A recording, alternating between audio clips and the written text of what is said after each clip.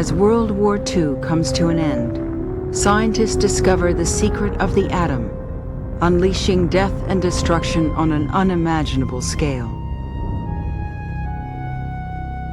Now they are racing to discover the secret of life.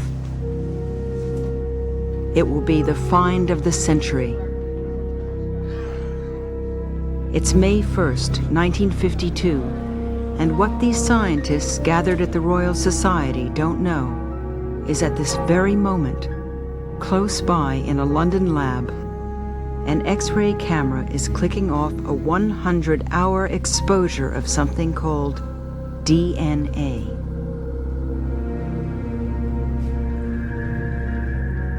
When developed, this photograph will reveal the structure of DNA and the key to understanding how the blueprint for all life on Earth is passed down from generation to generation. Two of the most determined of the DNA detectives are Francis Crick and an American, James Watson. Also at the Royal Society is a 31-year-old British scientist named Rosalind Franklin. She is responsible for the crucial X-ray photo. As Watson, Crick, and their colleague Maurice Wilkins strive to solve the puzzle of DNA, Franklin's work will pave the way. Without her knowledge, they will gain access to her findings and her remarkable X-ray image of DNA. It will lead to one of the greatest discoveries in science, and some believe, to one of its greatest injustices. Up next on Nova, Rosalind Franklin and the secret of Photo 51.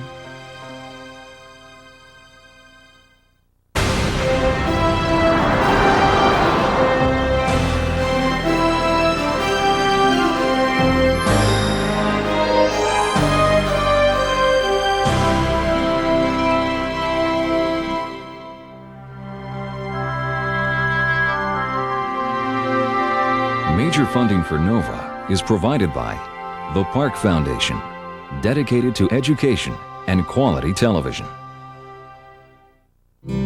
We see 400 employees in 3 years. At Microsoft, your potential inspires us to create software that helps you reach it. Your potential, our passion. Science. It's given us the framework to help make wireless communications clear. Sprint is proud to support NOVA. And by the Corporation for Public Broadcasting, and by contributions to your PBS station from viewers like you. Thank you.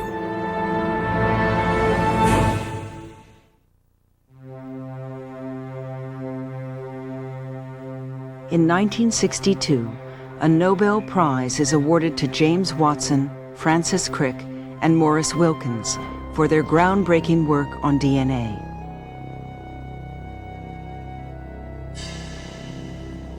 It is one of the greatest achievements in the history of science, often described as the key to unlocking the secret of life.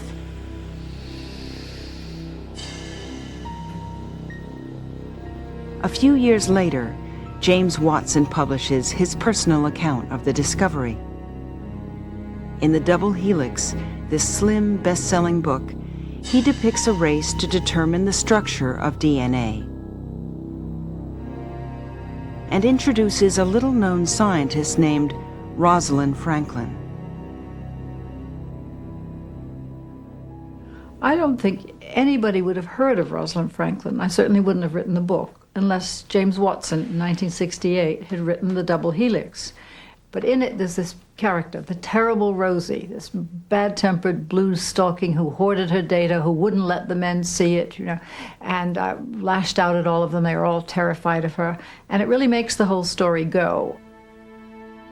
Watson's casting of Franklin as villain works as a literary device. But who she is in his book and who she was in real life are quite different. And, unfortunately, Franklin wasn't around to defend herself. She died at the age of 37, a decade before the double helix was published and became a bestseller. When the double helix was in rough draft, Harvard University Press, which was planning to publish it, asked that all those so candidly mentioned be given a chance to read it. And they did, and Wilkins and Crick, above all, but not only, objected most strongly. As Francis Crick wrote to Watson, "Your book is misleading and in bad taste. It does not illuminate the process of scientific discovery. It distorts it." Morris Wilkins complained that the book was unfair to almost everyone mentioned, except Professor Watson himself. And referring to Rosalind Franklin, he asked Watson, "Is there any mention in your book that she died?" Oh, well, that was what the main thing in the objecting to the Jim's book was, his portrayal of Rosalind. There was all this silly natter about the wrong clothing or something. I thought this is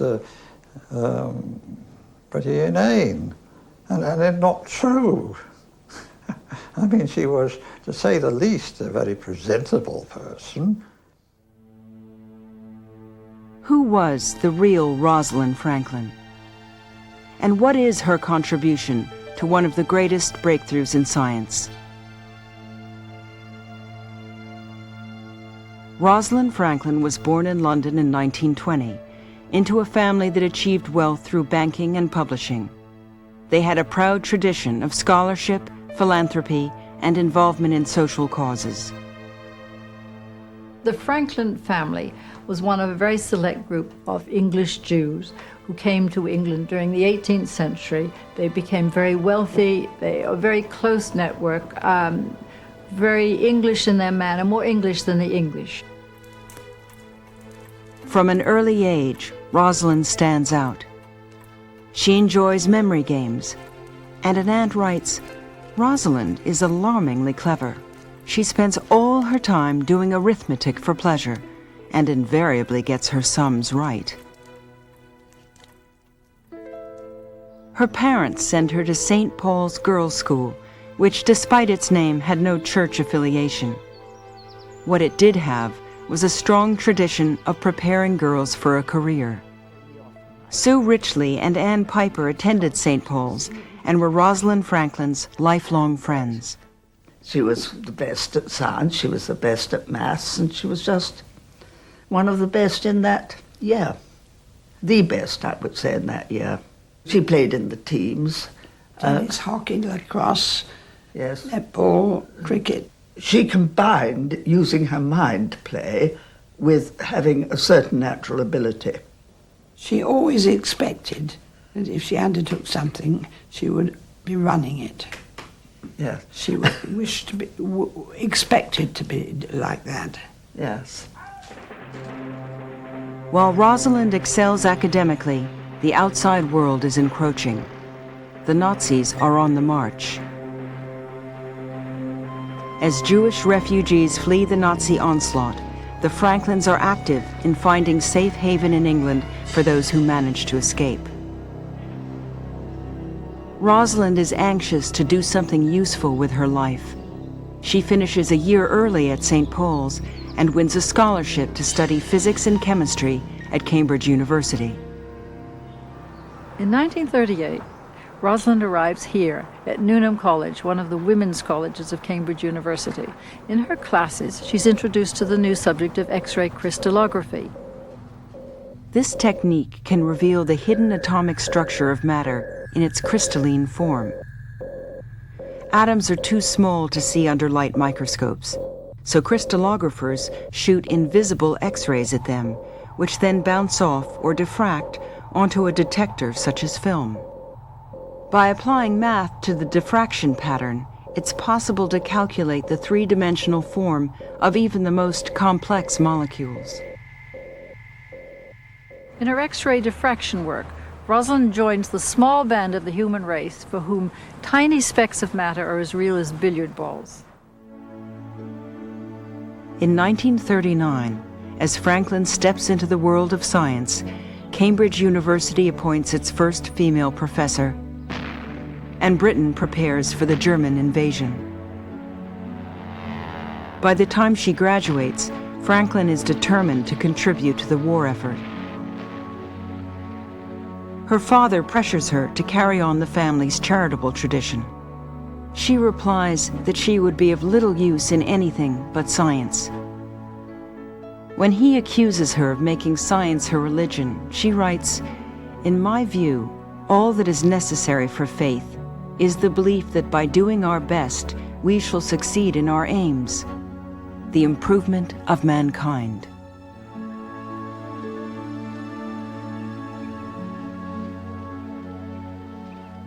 Cambridge really did for Rosalind everything that a good university should. It gave her a profession, a philosophy of life. It enabled her to distance herself from her parents.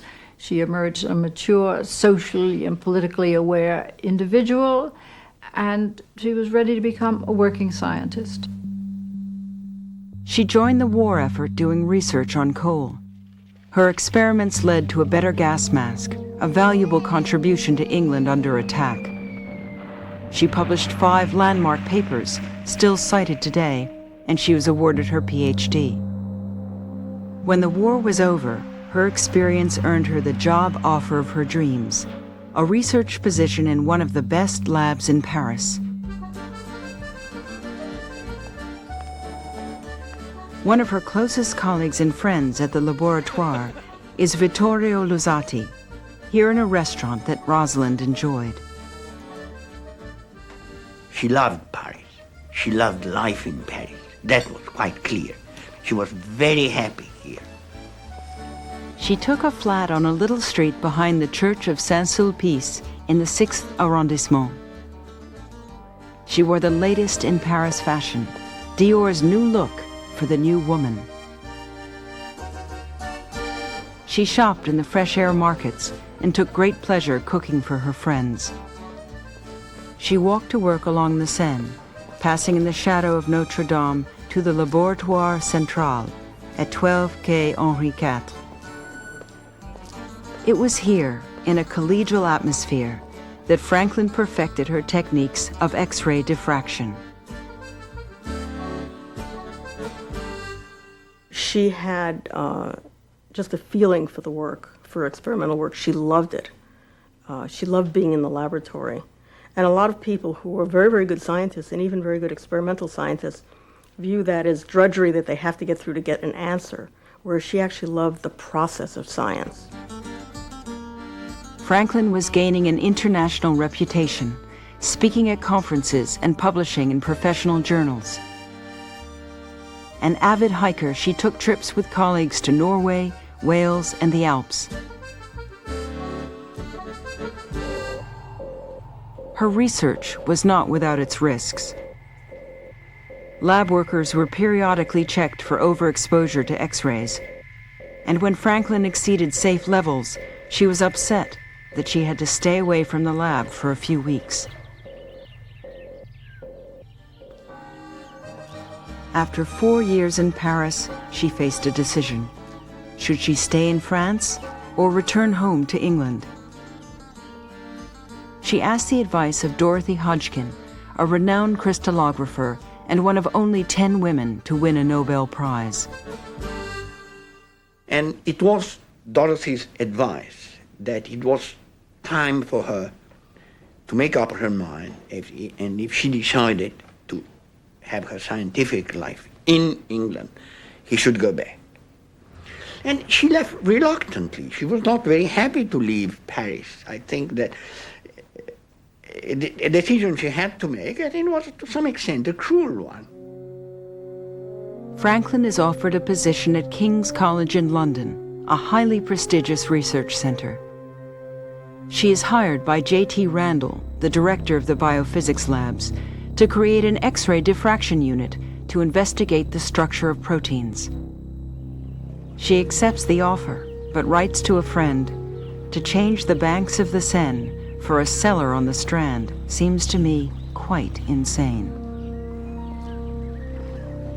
But as she is leaving Paris, she receives a letter from Randall, shifting her focus from proteins to the little understood substance called DNA.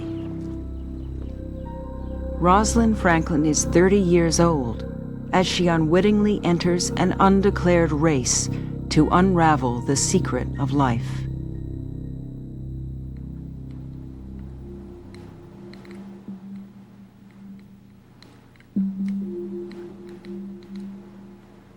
So this is DNA.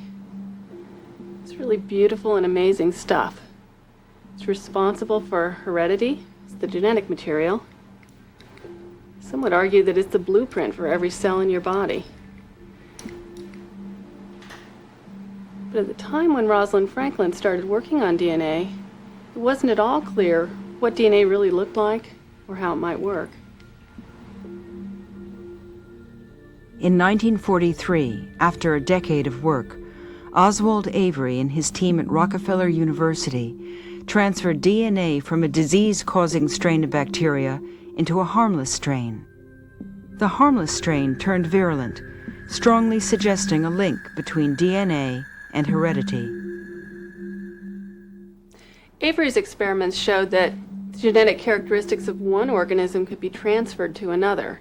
And he showed that DNA was the vehicle of that transformation, that DNA was the genetic material. But that conclusion was by no means universally accepted. DNA was thought to consist of sugar and phosphates in long chains of some unknown shape. It also appeared to have just 4 other chemical ingredients called bases. But how could such a simple molecule be responsible for the diversity of all life on Earth? Some believed that discovering the structure of DNA would lead to an answer.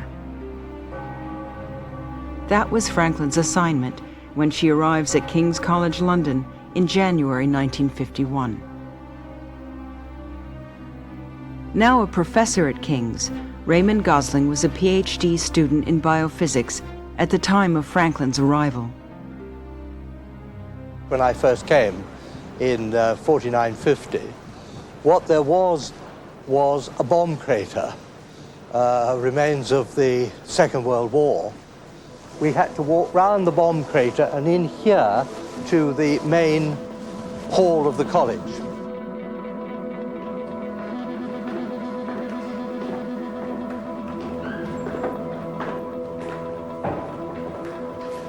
Now, our physics department was down that end of this corridor. Right at the end was a lab that Rosalind and I did the X-ray diffraction in. Yes, now this is quite close to what it was actually like. This is about the size of the room. And as you see, it's right in the basement. So that gives you a sort of taste to the bowels of the earth type environment in which the early work was done. Despite the war-ravaged facilities, King's College was the place to be for DNA research. Maurice Wilkins had his office just through these doors in those days.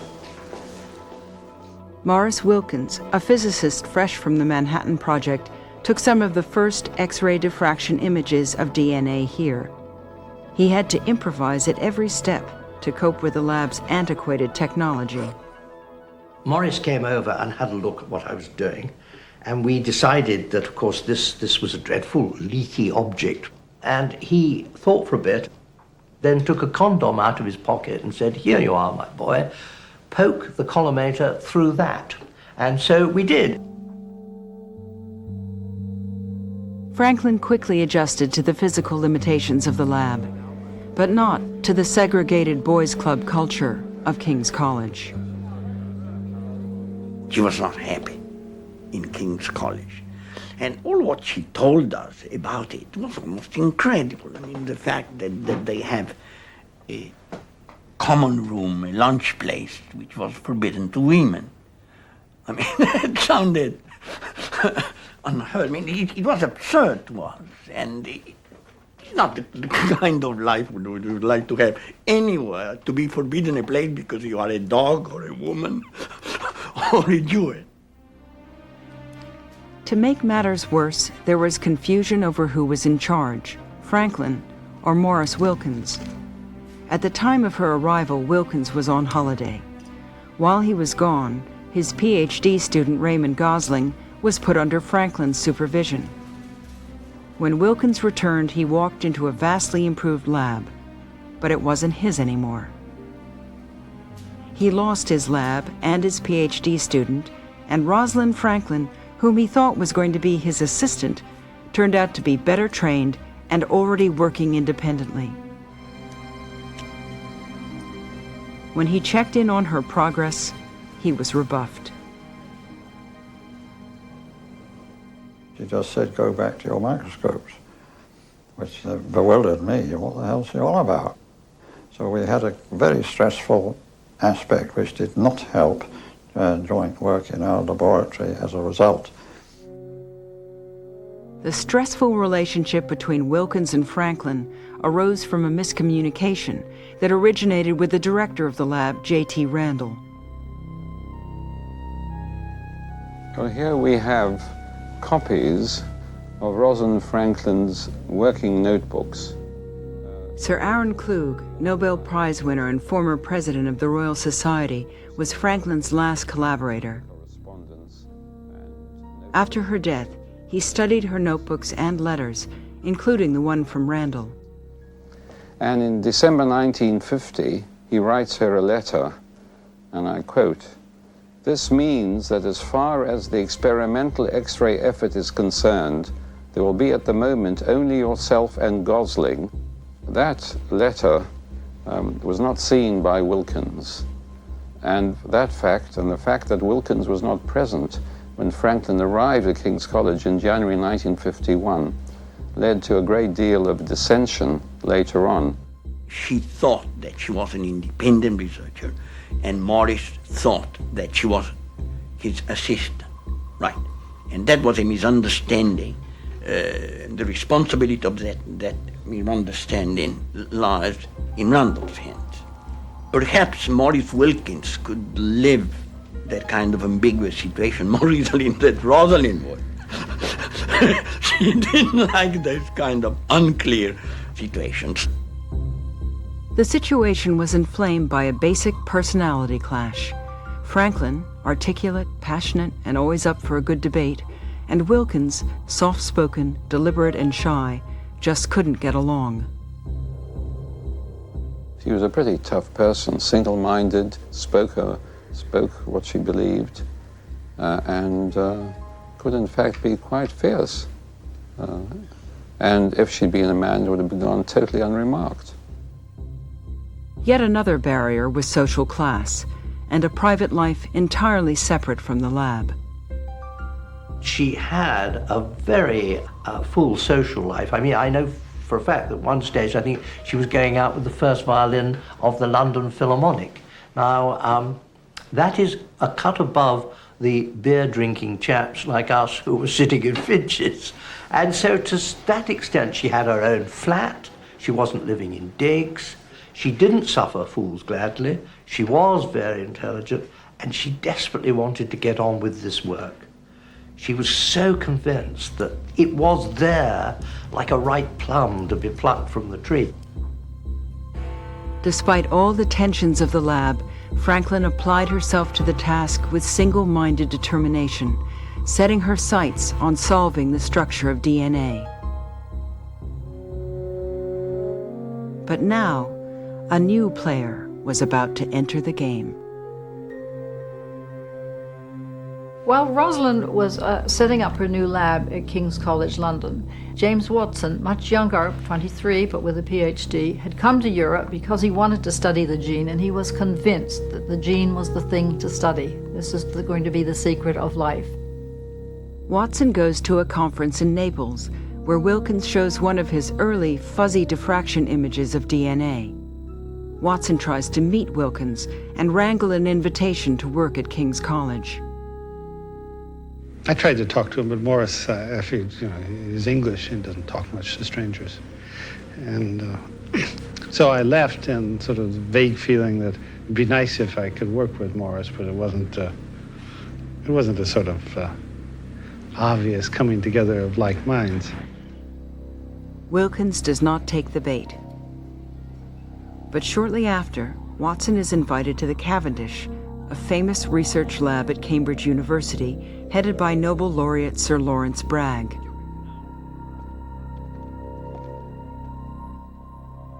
There, Watson is assigned an office with another physicist turned crystallographer, Francis Crick, an old friend of Wilkins. Crick and Watson immediately click. But an hour away at King's College, the negative atmosphere takes a new turn for the worse. Rosalind Franklin is given the sarcastic nickname that Watson will later popularize in the double helix, Rosie. Oh yes, you know, it was with her walking around the lab, sort of swinging her bag, looking a bit like Thatcher on occasions. You know, she provoked this sort of thing. Sometimes, we call her Rosie for a joke, silly joke. A lot of people referred to her as Rosie behind her back, but nobody called her Rosie to her face. Despite the hostile environment, within months of her arrival at King's, Franklin is producing amazing results.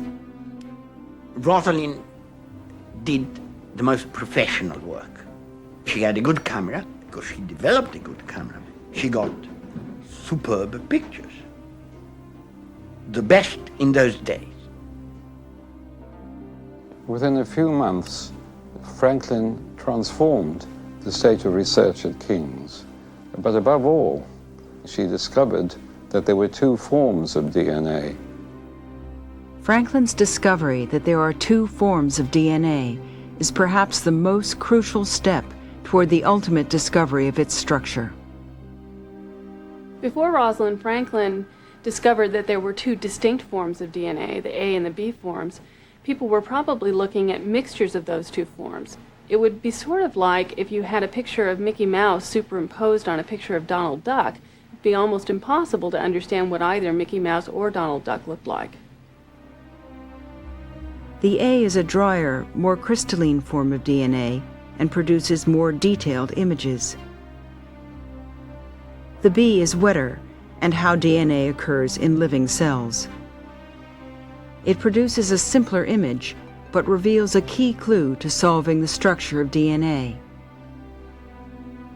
The X shape in the middle is the diffraction signature of a helix. The significance is not lost on Franklin. She notes it in scientific shorthand and, according to Klug, presents her discovery. In November 1951, Franklin gave a colloquium about her work and described the A and the B forms. She concentrated mostly on the A form, and the A form, she says, is likely to be helical, like the B. The B, there was unquestionably, in her view, was helical throughout. It was quite clear. But she was concentrating upon the A form because of the greater wealth of information you could get from it. That was her analytical approach. In the audience that day is James Watson, sent by Crick to gather intelligence on Franklin's labors. Crick and Watson are planning to use a different approach to solving the structure of DNA: model building. Within a week, Watson and Crick invite the scientists from King's College to see their model. So Rosalind just was terribly amused, and she never took prisoners anyway, so she was pretty sharp in her criticism of the model and explained in detail why it couldn't be correct, 1, 2, 3, and then we left. The model of DNA touted by Watson and Crick is an embarrassing failure. Well, Watson himself said very frankly he didn't really know enough crystallography to understand the meaning of their data. He missed that entirely, and he found himself really just preoccupied with her looks. Why was she so plain? Why didn't she wear lipstick? She might have been pretty if she'd taken off her glasses and done something interesting with her hair.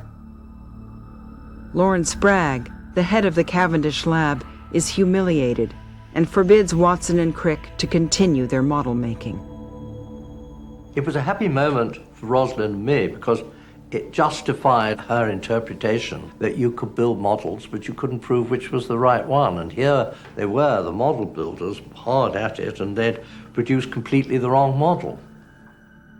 To Franklin, the incident is an affirmation of her training, that experimentation and patient analysis of the data will reveal the answer.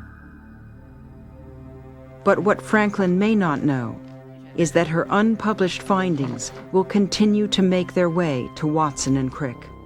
And they are getting there through the deputy director of her own lab, Maurice Wilkins. Gradually, Wilkins felt shut out of his own subject. So he began going up to Cambridge to talk to his old friend, and he was an old friend, Francis Crick, about DNA, which he was still interested in, and about this terrible Rosie, who was hoarding, he felt, her data. So inadvertently, Wilkins was the conduit. A lot of information from Rosalind and from King's actually passed its way to Cambridge, so that even if Watson and Crick were not officially working on DNA, they were speculating. But while Crick and Watson speculate, Franklin continues to analyze and collect new information.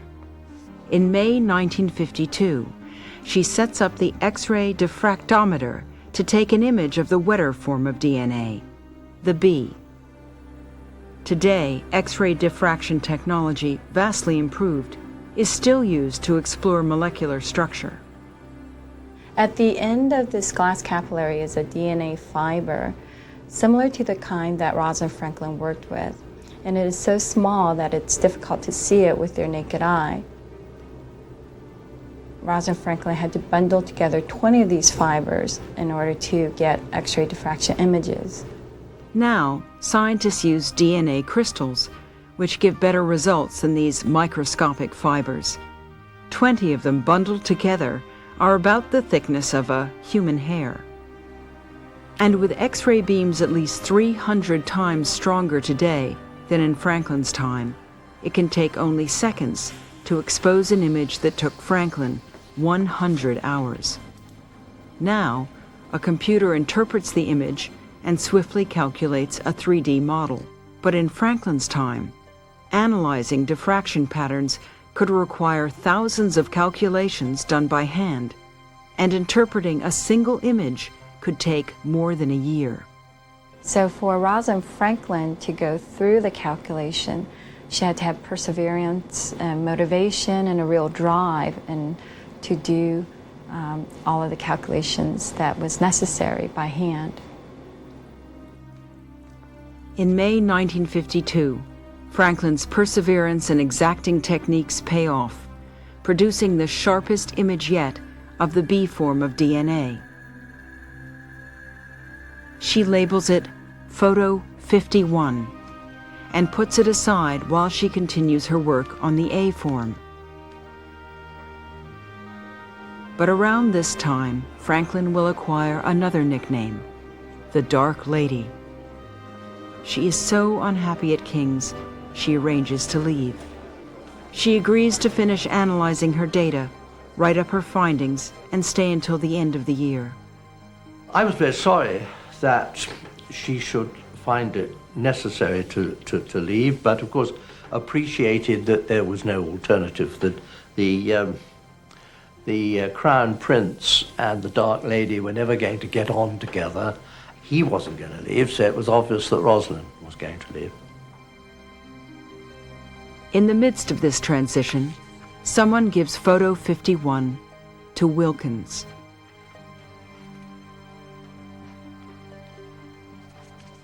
I cannot remember how he came by this beautiful picture. It may have been given to him by Rosalind, or it may have been me.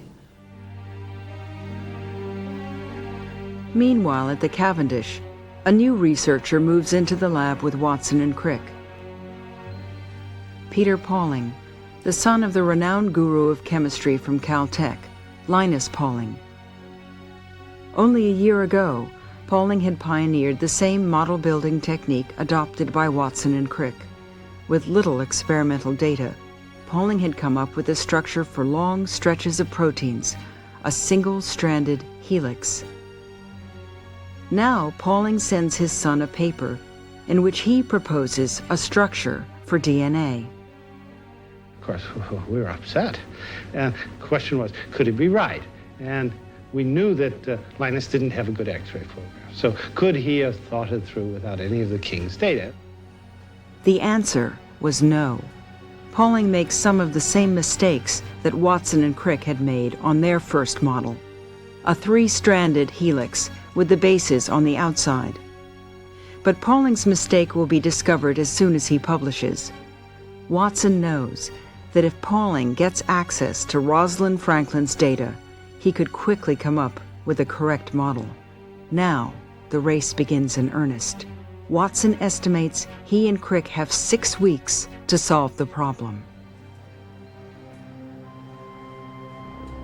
Around the time Franklin gives her last presentation at King's College, Jim Watson shows up in her office. He tries to show her Pauling's paper, perhaps to convince her that Pauling will beat them to solve the structure of DNA if she doesn't pool her data with him and Crick. And according to Watson's account, he implies that she is incompetent in interpreting X-ray pictures. And as he tells us in the double helix, she began to advance toward me. And he said, fearing that in her hot anger she might strike me, I retreated, which is actually absurd. She was almost half his size. Watson then reports that he runs into Morris Wilkins. Wilkins shows Watson photo 51. And when he saw this suddenly, well, I was surprised when I said, whoa, like this, you see. Thought, oh, well, must have been done the last couple of days or something. But it occurred to me it had been lying there for 7 months. My mouth fell open and my pulse began to race, Watson says in the double helix. It is the clear X pattern, the signature of a helix, that ignites his excitement. But there's more. From this photo alone, you can deduce the number of units per turn, per helical turn, that were in the helix. The number of lines in the photo shows that each twist of the helix has 10 units, or molecular building blocks, and the dimensions of the image correspond to a helix of 34 angstroms per turn. Wilkins gives this crucial information to Watson. So they get the basic parameters for building the helical backbones. On the train back to Cambridge, Watson sketches photo 51 on his newspaper and reports to Crick. Based on Franklin's data, Crick and Watson go to Lawrence Bragg, the head of the Cavendish lab, and he gives them permission once again to build a model. They begin on February 4th, 1953. Then they had another idea. They knew that data from all of King's biophysics unit, including Rosalind's work, was published in a report for the Medical Research Council. In the MRC report, Franklin places DNA in a class of molecules with a certain type of symmetry, as these simple drawings in her notebook illustrate. The implications of that symmetry would be obvious to an expert like Francis Crick. The MRC report contains Franklin's data, the symmetry of the A-form, all the crystal parameters, but above all the symmetry. It was this symmetry which told Crick there were 2 chains running in opposite direction.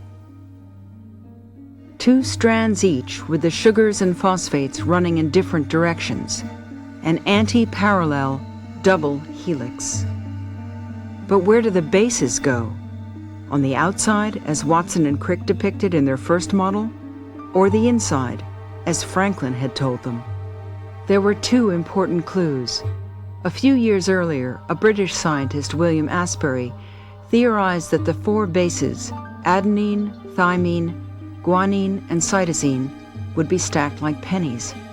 And at Columbia University, Erwin Chargaff discovered that DNA always contains equal amounts of adenine and thymine, as well as equal amounts of guanine and cytosine.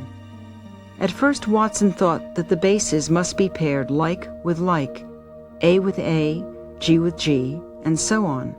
But an office mate, Jerry Donahue, shows him that he's using the wrong chemical forms. With the right forms, Watson then makes a giant leap. He finds he can fit the bases into the helix measured by Franklin if he pairs A with T and G with C. Arranged this way, the bases form the connecting rungs in a twisting ladder on the inside of a double helix. It is Rosalind Franklin's experimental framework, a collection of evidence painstakingly accumulated over 2 years, that guides Watson and Crick to solve the structure of DNA. And in another eureka moment, the structure rewards them with the immediate realization of how DNA replicates. Unzipping the helix produces 2 templates to create 2 new helices, each identical to the original. DNA isn't just a molecule, it's the blueprint for life. In one of the most famous understatements in science, Watson and Crick write, "It has not escaped our notice that the specific pairing we have postulated immediately suggests a possible copying mechanism for the genetic material." The day was Saturday, February 28, 1953. That was the day that they went into the pub, the Eagle, and Crick told everybody, "We've discovered the secret of life." Now that they have discovered the secret of life, they have another problem to solve. How are they going to prove it? Once again, they need Franklin. She travels to Cambridge to review the model.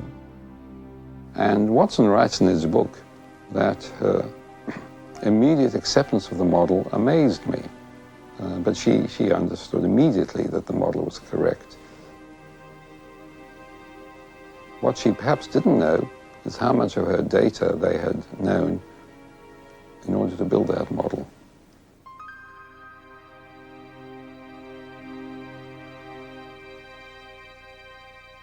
Rosalind's part in the great discovery was obscured by a series of maneuvers made behind her back. The thing is that Watson and Crick wanted to publish quickly to get ahead of Linus Pauling in California, but they were held back by the embarrassing fact that all the experimental work that had led to their great leaps of the imagination had been done at a rival institution at King's, and Rosalind's data hadn't been published. According to Brenda Maddox, Bragg of the Cavendish and Randall of King's approached the editors of Nature to engineer a solution. They agreed to publish 3 articles within a single issue. Watson and Crick's article first, Wilkins and his collaborator next, and last is Franklin and Gosling's article. Its position at the end suggests Franklin's findings merely confirm Watson and Crick's model, instead of providing the essential data used to formulate it. The Crick and Watson paper doesn't say in what particular respects they were indebted to Franklin for her work. Sir John Maddox, later editor of Nature for 2 decades, shows how Franklin's contribution was obscured by Watson and Crick with a single guarded sentence. They say, "We have been stimulated by a general knowledge of her work." But in fact, they had particular knowledge of her work. And I, as an editor, would have smelled a rat at that. Franklin had written her own article a month before she saw the model. Inserted by hand into the original text is the sentence, "Thus our general ideas are consistent with the model proposed by Crick and Watson." Indeed, her ideas were consistent with their model because they largely based their model on her ideas. What did Watson and Crick have without Rosalind Franklin's data? And the answer is almost nothing. They were poised to figure it out. Their work was brilliant, but they couldn't do it without Rosalind Franklin's data. In fact, Rosalind Franklin could be said to be Watson and Crick's unknowing and unrecognized collaborator.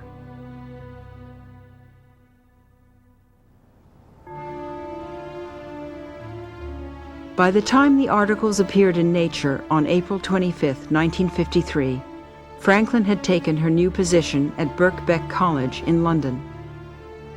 In her fifth-floor office under a leaky skylight, she often left an umbrella open on her desk to protect her papers. She headed the Virus Research Lab from 1953 to 1958 and thrived in Birkbeck's collegial atmosphere, much like her beloved laboratoire in Paris.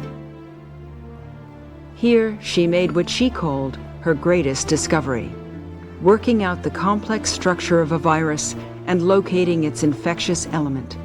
She collaborated with Aaron Klug, who later wins a Nobel Prize.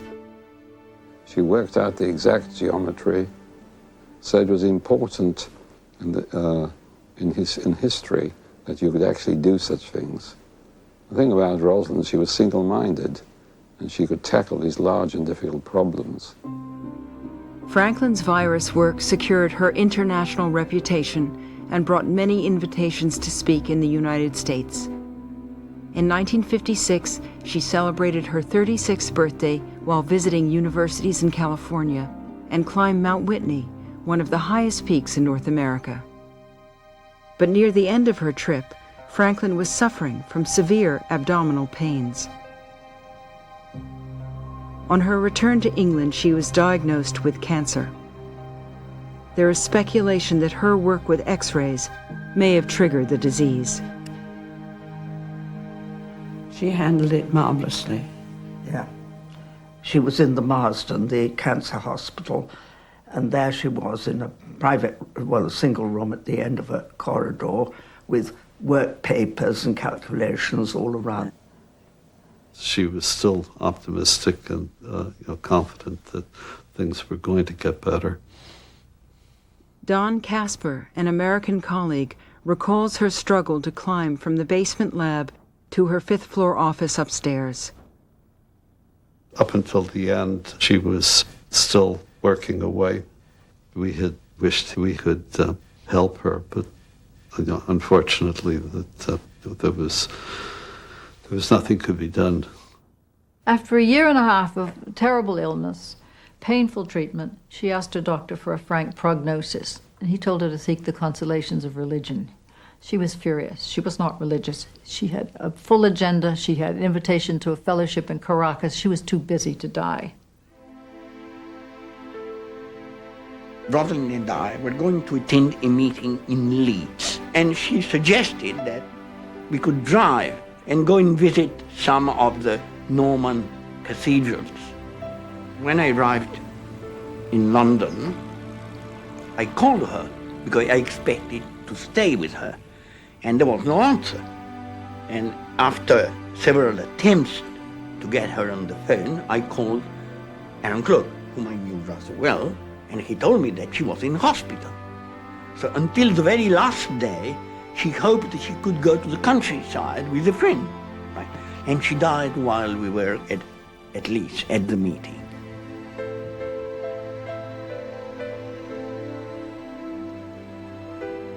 Her epitaph reads, "Scientist.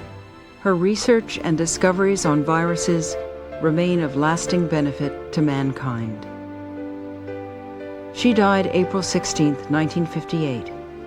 That same day, the London Times carried an article acclaiming her virus model, which was unveiled at the Brussels World Fair. Her obituary in the New York Times called her one of a select band of pioneers unraveling virus diseases and genetics. She went to the grave, never knowing how much Watson and Crick had relied on her work to make their great discovery. Or if she knew, she didn't care.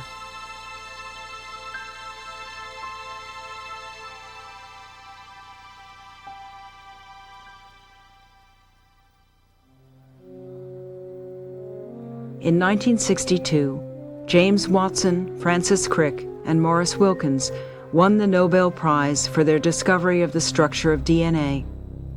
Franklin's name receives no mention, save a passing reference by Wilkins. Her crucial contribution to their work becomes a footnote in scientific history. Rosalind probably would have been forgotten, not by her friends.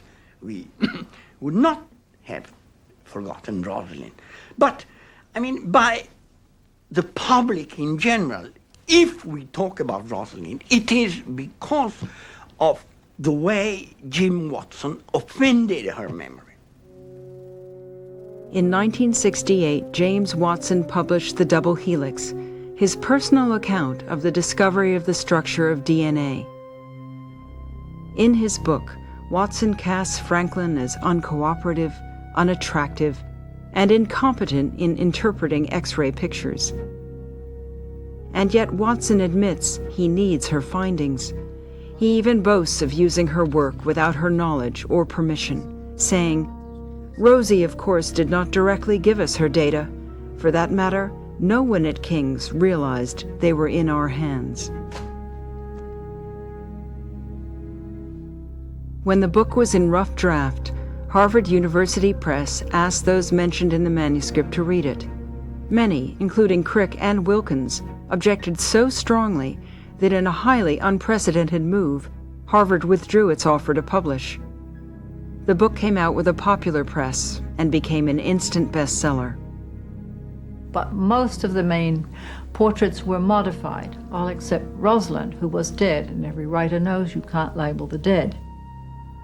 Franklin's family and colleagues protested Watson's portrayal of, as one put it, that gifted girl who could not defend herself. So Watson obliged, and he wrote a pious epilogue saying as a young man he had not appreciated the difficulties that women had in being accepted and making their way in science. And the epilogue is there, but it does nothing to alter, soften the character of this terrible Rosie. Watson declined Nova's request for an interview.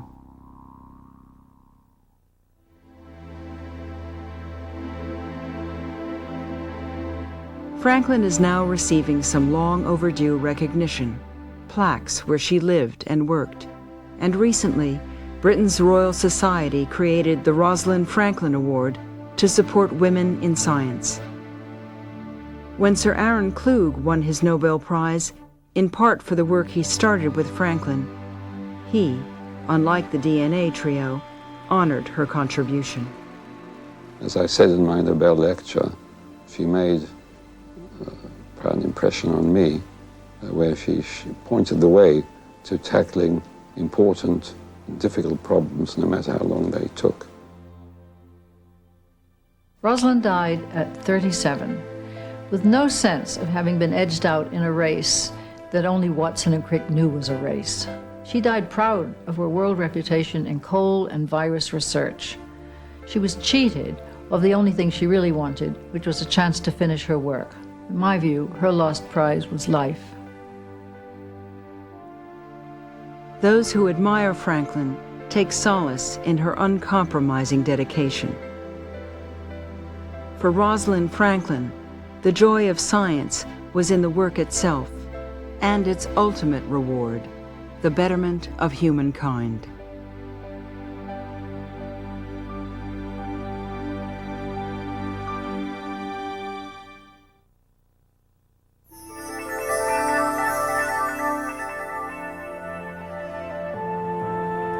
On NOVA's website, find out why Rosalind Franklin's Photo 51 holds so many clues to the structure of DNA at pbs.org or America Online keyword PBS.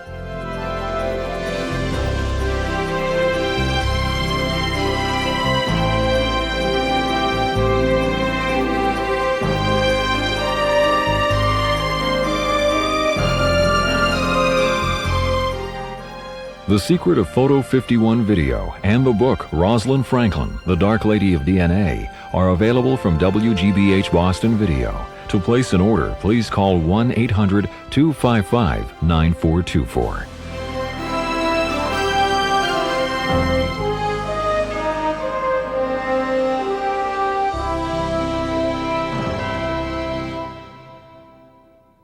Nova is a production of WGBH Boston.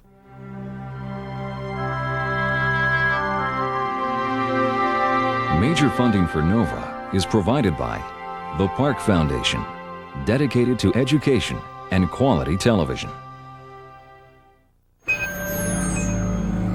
Science. It's given us the framework to help make wireless communications clear. Sprint is proud to support NOVA. We see an explorer. At Microsoft, your potential inspires us to create software that helps you reach it. Your potential, our passion. And by the Corporation for Public Broadcasting, and by contributions to your PBS station from viewers like you. Thank you.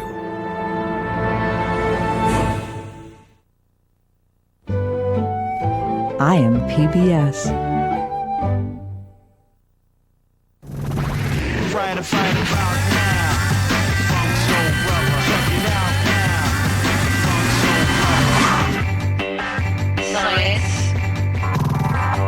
Exploration.